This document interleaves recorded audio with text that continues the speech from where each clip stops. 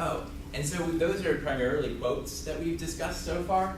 But then, of course, there's your thoughts, which is what the literature review is all about. Well, do I think that this is credible? Do I think that this supports this this research that I'm interested in doing? And how does it support it?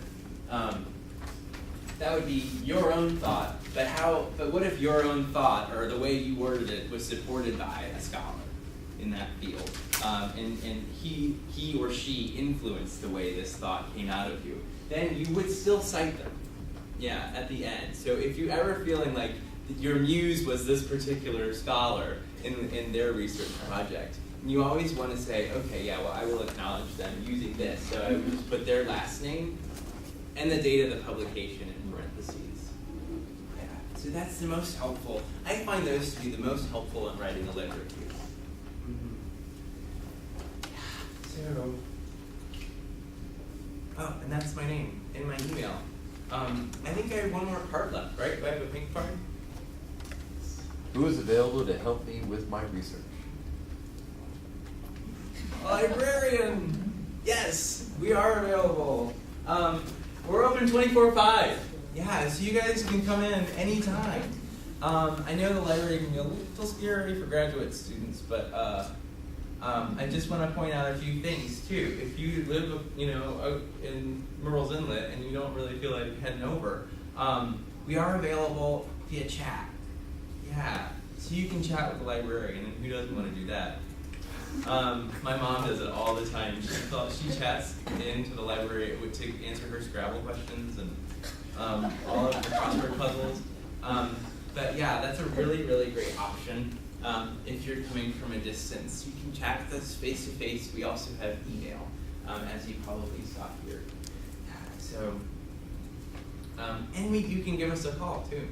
We're available via phone. So we're everywhere. Yeah. So now that's it for my kind of formal presentation. Did we miss any cards? Everybody got their cards out?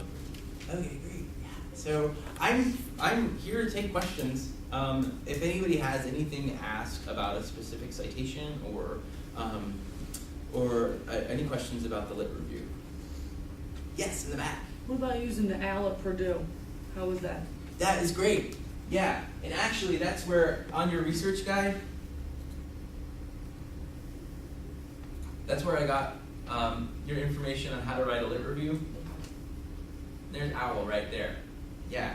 And also I think on our APA, that's the old manual. I know, right? But we have the right information. But that's the cover of the old manual. I think all of our information from APA did come from OWL, but OWL is a website maintained by Purdue University. Yeah, from Indiana, where I'm from. So, and they have a really, really superb site. So you can link to it from this, and that's on your How to Write a Lit Review tab. Yeah. So, good question.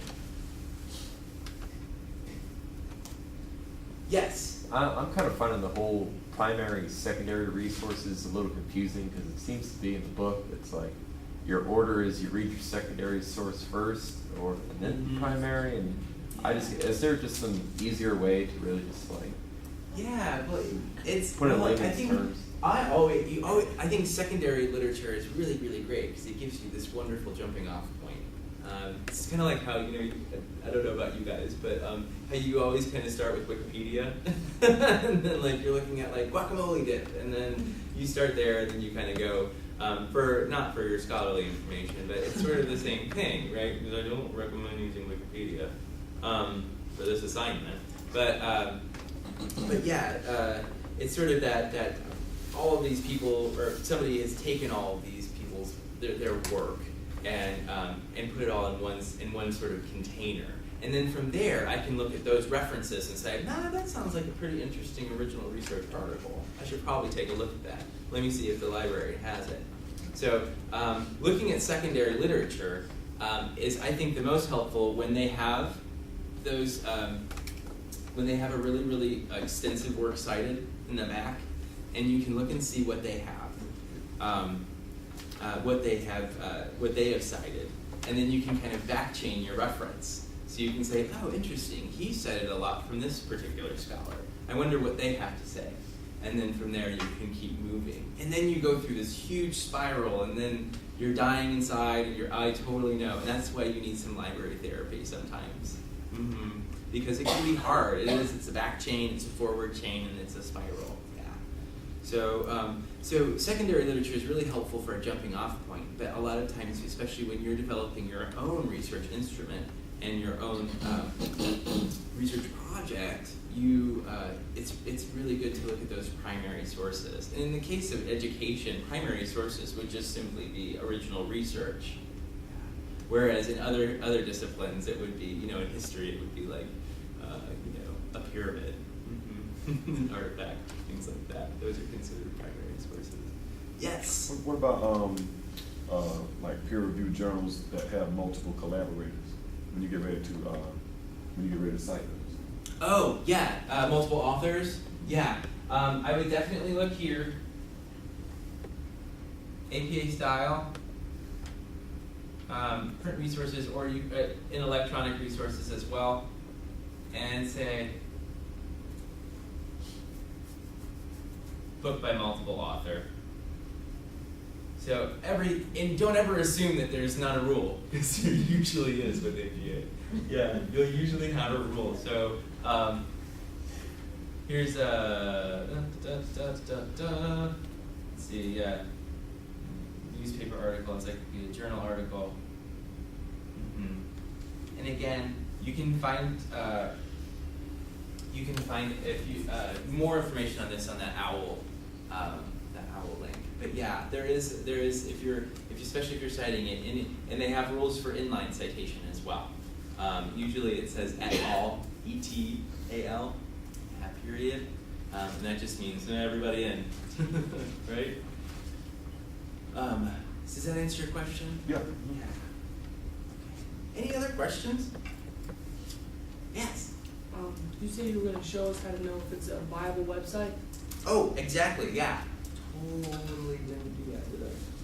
And I don't think I have enough of these handouts, you guys. I think I undershot a little bit.